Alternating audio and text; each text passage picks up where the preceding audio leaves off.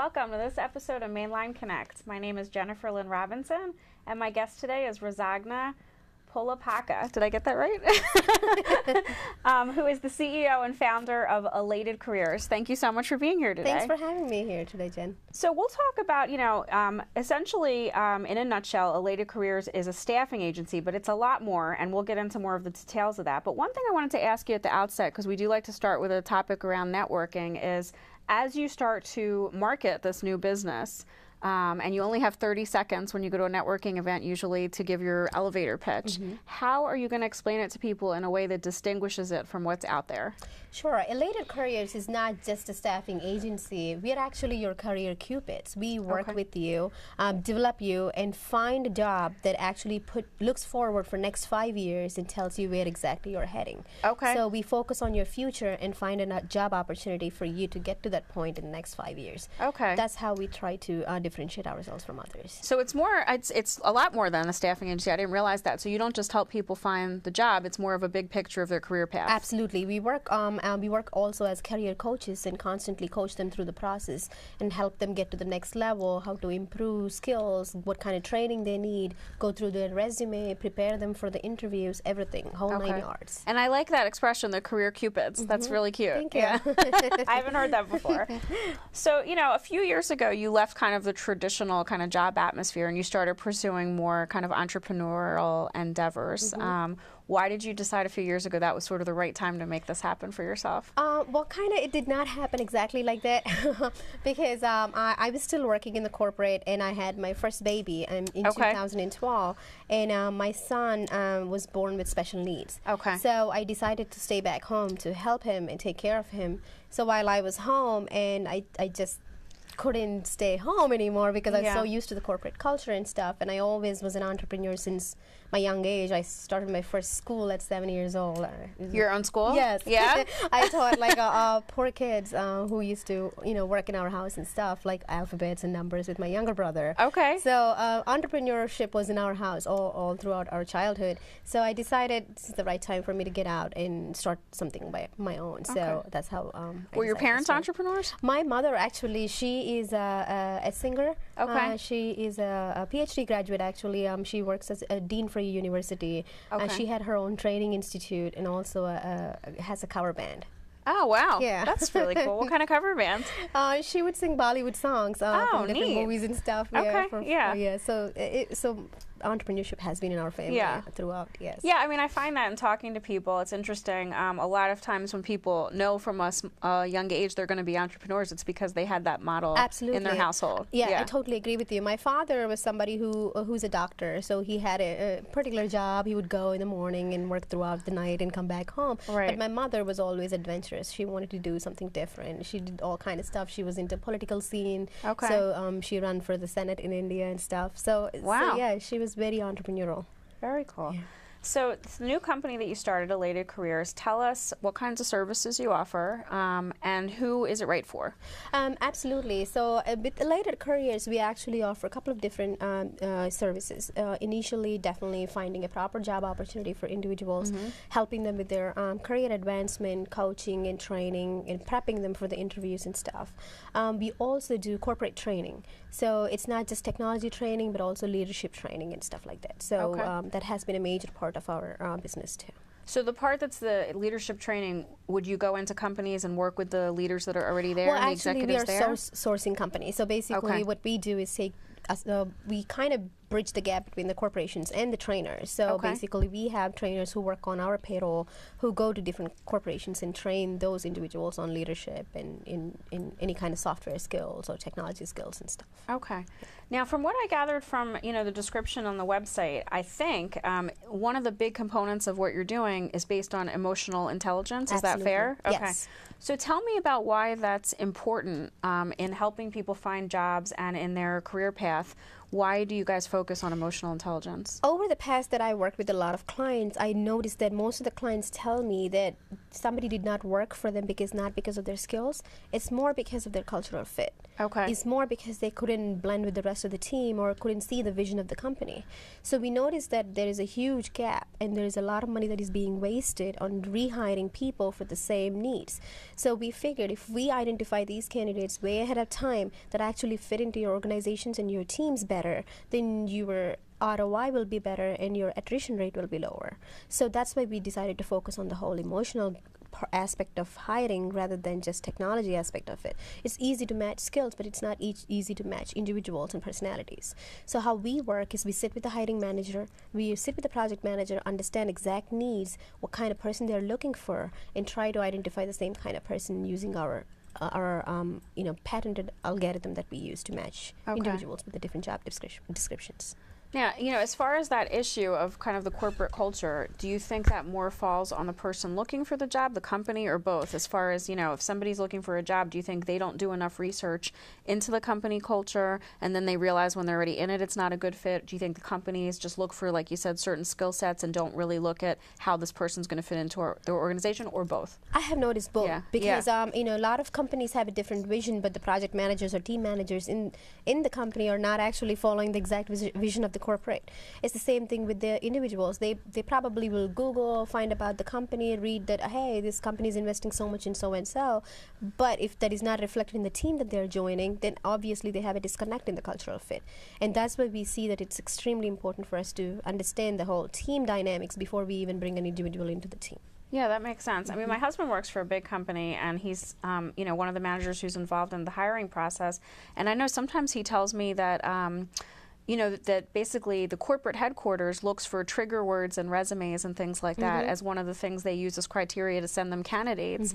And I always think it's sort of impersonal. It is, actually. But that is, a lot of companies use methods like that. Absolutely. And it's a shame because as far as the hiring managers go, they're young graduates, 24, 25 years old, all they're looking at is keywords. They do not understand the whole concept of what this actual job description is, and they only have 6 to 7 seconds to work on each resume. Right. And they have 1,000 resumes sitting on their desks, so you can't completely find fault with the hiring managers either, because you only have 6 seconds to go through the resume. Yeah. So that's another reason why somebody like us will be more helpful. It's definitely challenging. Yes. So as far as, do you deal with all age ranges and experience levels as far as people looking for jobs? Right now we're totally focusing on biotechnology industry and digital healthcare industry, and most of our jobs are in clinical research and either analytics, statisticians and stuff like that. So somebody who has very good experience, not focusing on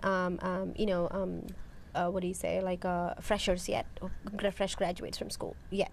Okay. Yes. So right now you're focusing on more mid-level people that are level. lateral moves and are you ultimately going to add? Absolutely, depending upon how well we can expand and get into different industries around Philadelphia area. Okay. Yes. So how do you find the people that work with you now, or do they find you?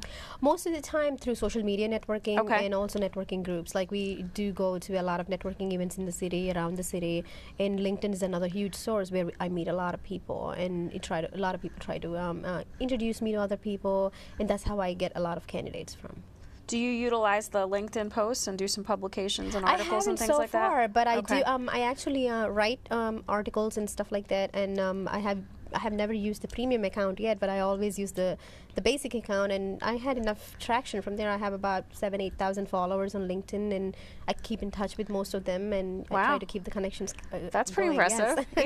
Yeah. So that's been a good tool for you guys to market the business. Yes, yeah. Absolutely. What else has been a good tool? Has social media been a big component of marketing the business, or have other things been important as well? Absolutely. Yeah. I think word of mouth has been a great tool for us, and also LinkedIn has been a great tool for us. We haven't used as much on Twitter. We have presence on Twitter and Facebook, but we haven't used those two channels as much. But definitely Google Groups has been another huge help too. Tell me more about that, because that's not something I really use that much myself. Tell me about the Google Groups. Somehow a lot of technology people end up on Google Hangouts for some reason. I'm not sure why, but we created a group on Google, and basically we met a lot of web developers and technology people using that. Not a lot of people are on Facebook and Twitter in that particular aspect of of our business. Okay, so you kind of found where your audience is. Yes, exactly, yeah. Now, the Google group that you're describing, is that something where you'll have like a weekly chat or something like that, or or just people are members? Just keep posting and try to post every day something or other, so people can just understand what we're trying to do, who we are looking for, what kind of positions we're trying to fill at this point, and stuff like that. So we try to engage every single day something or other. Yeah, I mean, what you said is so important, because I think a lot of entrepreneurs, when you start out, you think, you know you have limited time and resources, right? But then you think, I need to be on all social media. Yeah. You know, I need to put myself out there on Twitter and Facebook and Instagram and this, that, and the other. And, you know, it seems like you're finding where your audience is. Like for me, you know, I don't really use that Google stuff, but you have realized that the kind of people that have the background that you need and can refer you in the best way are in these Google groups. So, I mean, you know, it's very important to realize where you have to invest your time. You can't do it all. Yeah, I totally agree with you, because doing social media promotion is a full-time job. Like if you're using Twitter and Facebook and LinkedIn and also Google or everything at the same time, you'd be spending most of the time on social media and not be able to build your business. So for us, it was easier, at least from the beginning, we were like, okay, let's focus on just one group at a time. We started with LinkedIn. We got enough traction on LinkedIn, and then we went into Google groups, and we got enough traction on Google groups. So we were just focusing on only two different social media aspects. And I'm also curious on LinkedIn, do you have a business page on LinkedIn? I do, actually, yes. Yeah, I also do too, and I found, you know, you don't often get a lot of traction on that page, but it definitely gives you credibility, I think. Yes, absolutely. I agree with you. So I always encourage people to have the business page, even if they're not getting the engagement that maybe they hoped for. Yeah. It's still important, I think, to have that presence. Yeah, I kind of, what I do with the LinkedIn is basically I block 1 hour every day early in the morning, and I actually, you know, wish everybody, whoever's birthday's there, or whoever had a promotion. I try to make sure that I wish everybody in my friends list, which is like a huge friends list, but I try to keep in touch with everybody. And I get messages from different people, like telling me what they're doing with their job, or if they're looking for a different job, and I try to respond to them as soon as I can as well. So I try to keep that communication channel open to make them understand that I'm a human being and I'm a person, and have that personal touch with me. I think that's so important. And, you know, it sounds like the people that you reach out to, whether it's to say happy birthday or congratulate them, then you find out more about what's going on in their lives, what their needs are, you know, how you might be able to help them, how they can help you. Absolutely. And just kind of stay top of mind, I think, with people, especially in a network that big, you know? Yes, totally. Yeah. No, that's really important. I think there's so many people. I mean, I think pretty much most people you would talk to these days would say, yes, I'm on LinkedIn, yes, I have a profile, but what they're doing with it or not doing with it, you know, varies widely. Exactly. Some people just kind of have their profile out there and don't really know how to utilize it. Totally. So it sounds like you guys are doing a really good job of that. Thank you. So I know you're not currently working with millennials, but it sounds like that's something you're going to move towards. And you know, I know that there's a lot of struggle, I think, in the generalized workplace, you know, traditional workplace these days, about kind of intergenerational people working together. You know, younger people who are coming out who are in that generation versus, you know, people that are 30 years out in their career, and sometimes people who are much, you know, more seasoned have managers that are 25 years old. And so how do you kind of deal with that struggle? You know, how do you kind of deal with millennials in the workplace and finding them positions? And we have noticed that huge communication gap between people who have about 20, 30 years of experience and who are just coming out of college. There's absolutely complete difference in how they think about their future and what's important to them, right? Nowadays, you know, millennials are basically, if you stay in a company for 2 years, that's a huge amount of time spent. Whereas back in the day, 20 years ago, that's nothing. Like, you're basically scattered if you're moving from job to job in 2 years. So it's extremely important for us to bridge that gap. You know, millennials are more focused on the vision and the social aspects of the company rather than the salary that they would take home. It's more than just a paycheck anymore. Right. They want to be passionate about it. They want to be passionate. They want to make a difference. Yes, right? absolutely. They want to have a common goal, and they want to see that this is where my future is aligned too. Like, they don't want to just work for anybody. They want to work for somebody who they want to work for. And that is kind of hard. And I see that a lot. And we're still trying to find the best way to bridge that gap between, you know, the experienced people and the millennials. But I'm sure we'll get there. Oh no, I'm sure you'll get there. It's tough though, because I mean, you know, my father-in-law, who's passed away, but I mean, he was with the Bud Company for something like 40 years, like his whole career. He was with the, you know, and that's not for his generation. That was not unusual. Common, you know. But these days, you're right. I mean, you know, whereas you used to pick up a resume maybe 10 years ago and see people who went from job to job and think, this isn't somebody I want to look at, right? Because you said it makes them look flighty or whatever. But it's not like that these days, because people do move around, and if they're not happy, they don't waste their time. You know, they just they're like, move on. Exactly. And that's more the norm. So you could be weeding out good candidates by not looking at somebody who's had several jobs. Yep. Yeah. Totally. Interesting. Yeah. So I know part of the process you use is a video kind of a component to the process. Tell me what that involves. We thought that, especially initially when we were hiring, we do get a lot of technology sales positions that we need to fill. Okay. It's extremely important when you're in positions like technology sales or any kind of sales. Like, you have to have a personality. You should be able to sell yourself and sell the product too. So in that kind of situations, a lot of times our clients were, hey, I mean, the resume looks great, but we need to know the personality of the person before I even spend time and sit down and chat with this person. So we figured the best way to do it is make them create a video and send it to them as a pitch. So we just tell them, hey, sell yourself in this 1-minute video, and we would send the video to the client, and they look at it and they identify if that's the person that fits their personality or not. Okay. So that's another way of streamlining our selection process, and it helped us a lot, especially in sales positions. Now, you know, I think sort of as a generalized statement, a lot of people would think in the tech industry, people don't have kind of those big outgoing personalities. So what do you do with people who are really qualified but aren't really coming across, you know, as you see their best self on a video? What do you do? Do you work with them? Or? Oh, we do. Actually, that's the whole part of Elated Careers, is we're not just a staffing agency. We actually work with you, give you training, and, you know, suggest Toastmasters or, you know, public speaking assignments. We have meetup groups. Sometimes we take them with them, make them mingle with other people, try to make them more social and help them and work on themselves. And this is an exercise for them too. Create this video as many times as you want, unless you make the final video and you're happy with it. So they can make the video, look at themselves and see what they're doing right, what they're not doing right, and they can always work on themselves. Oh, sure, we all can. Yes. And sometimes that's kind of mortifying to watch. I mean, you know, it is, yes. Yeah, I mean, even like with this show, I tell people I don't really watch myself because, you know, you get very self-critical. It's hard. I mean, you know, there's things you can improve, but sometimes it's hard to even focus on the positive. You just see the flaws, you know. So it's great that you work with people because, you're right. They're going to have to go into whether it's a company that they're looking to work in or just life in general, and they're going to have those good first impressions and the presentation skills. Absolutely. And a lot of people are lacking it. Yep. So nowadays, it's just not enough to be good on the books. It's you have to have the extra oomph factor to you, and that's the only way you can survive these days. That's the only way you can compete and become successful. So the sooner we realize that, the better off we are. Yeah. So what are some of your best tips for people as far as finding their next career move? In my opinion, you have to work on yourself first. You got to sit with yourself and identify what is the right path for you. Where will you be happy? Where will you see yourself in the next 5 to 10 years? And then choose your next job. Just don't apply for a job because it fits your qualifications or it pays well. You have to have a vision about yourself, a 5-year plan, a 10-year plan, and financially and also individual growth. So you have to figure out where you will be in the future and then find a job accordingly.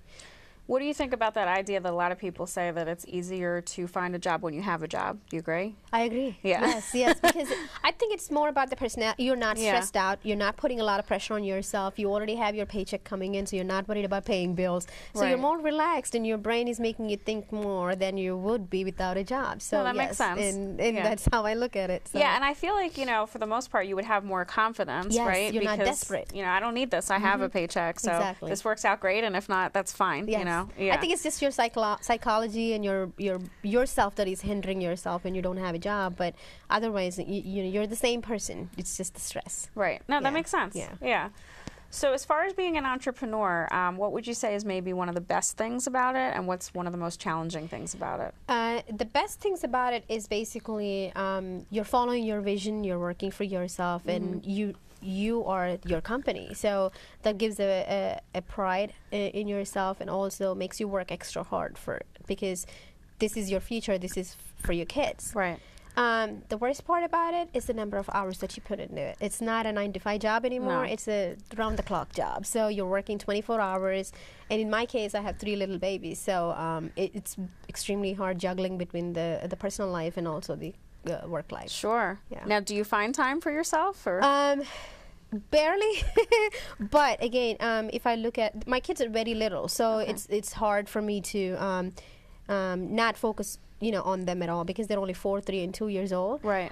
So they take a most part of my personal life. But when I look at it like this, like in the next 5 years, in the next 10 years, if I see myself, if I work hard now, my future and my kids' future will be set. So I don't mind working that hard right now. No, of course not. I think, but the flip side of that is, people get burned out. Yes, so totally. I mean, you have to make sure that you build something in your schedule to the extent that you can. I realize, Absolutely. I mean, with 3 little kids, I'm sure it's a challenge, but you can just, especially as an entrepreneur, you can just work yourself into, into a not only problems with your business, but also just like physical illness almost, because you just overdo it all the time. So I'm not saying you will. No, I know. I totally understand. No, I try to spin. I like to play with my kids in the yard and stuff like that. We keep, we do gardening once in a while. So try to take my mind off everything and focus just on the moment. I think you have to. Is that a hobby of yours, gardening? Yes, I do. Pretty much every single day, I take 1 hour of my day and like definitely focus on my plants. So that's what I like to hear. That's very good. Absolutely. And you're outdoors and you're doing something you like, and it's something that's not focused on your business. Exactly. Yeah, it's something completely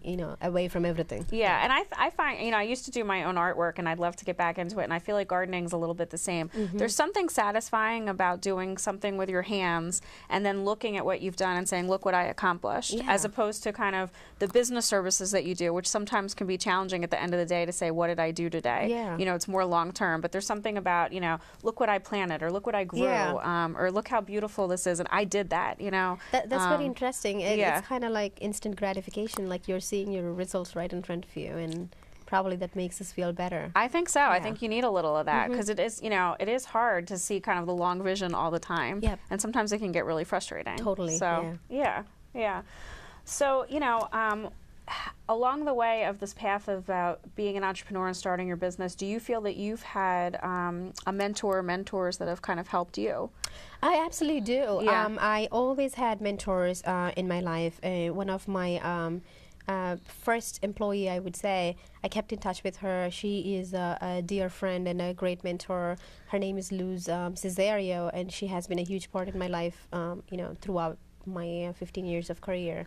I also constantly keep in touch with my ex-bosses from corporate or clients who are more experienced than I am and who guided me through this process. And I met very interesting people throughout my career and always kept in touch with them and seek their advice all the time. Yeah. How important is it not to burn bridges when you leave jobs, so that you have what you're saying, you can go back and talk to people that you've worked for and still have them as a presence and a guide in your life? Oh, absolutely. You never burn bridges. That's thick and thin rule of my life, is always have to find that happy medium where both the parties are happy and walk away from the situation. Right. Because you never know when you cross the paths, and you never know who they're going to be next or who you will be next. So I don't believe in breaking bridges with anybody at all. So you always have to find the happy medium. Yeah, no, absolutely. Because I mean, the fact that you've been able to have these people in your life still, not everybody can do that. Absolutely. Sometimes the way they left a job, it just doesn't lend itself to have that. Yeah. So, yeah.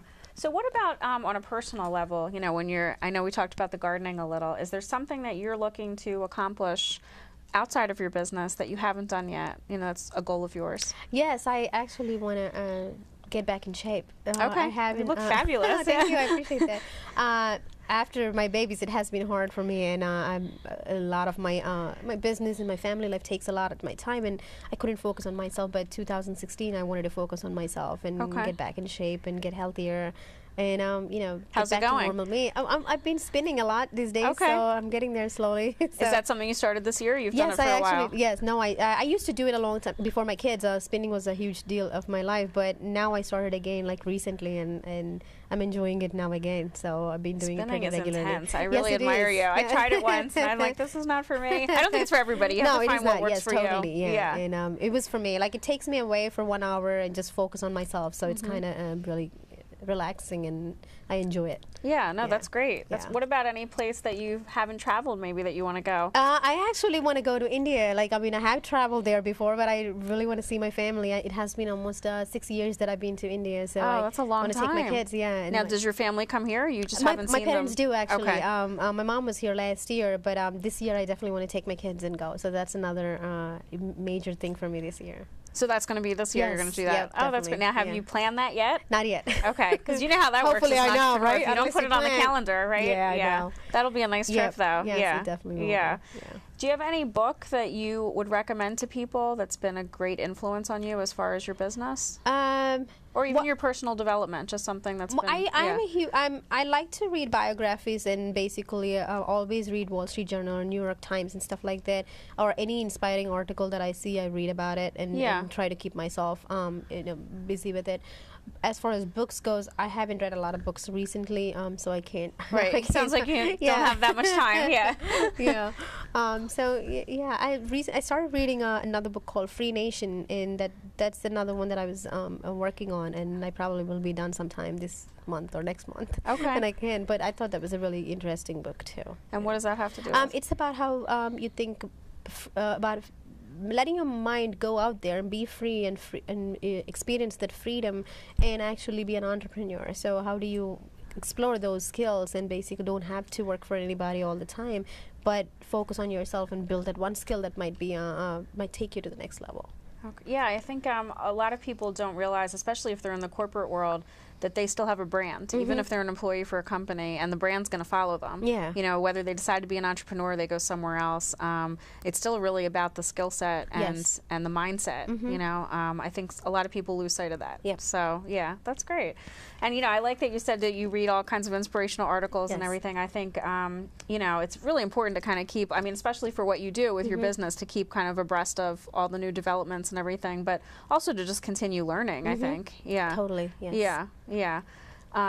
So what about networking? So, you know, like I know we talked about, you know, LinkedIn and the Google Hangouts and that kind of thing, but is there things that you've been doing that have been successful for you as far as kind of getting out there, going to events, joining organizations, anything that has worked well for you? Yes, actually, being a part of, you know, I've been to a lot of Greater Philadelphia Chamber of Commerce networking events, PACT networking events. They have been extremely... What was the second PACT. one? PACT. Yes. I don't know what that is. It's the you know, it's the organization for all the companies in pharmaceuticals and basically biotechnology. And so it has been extremely helpful. I met a lot of interesting people, a lot of potential clients, and you know, I enjoyed all their events. Their education at the same time, you're actually meeting really successful, interesting people, way advanced than you are in your, you know, in your life and stuff. So I like those events a lot, and I make a point to go to them.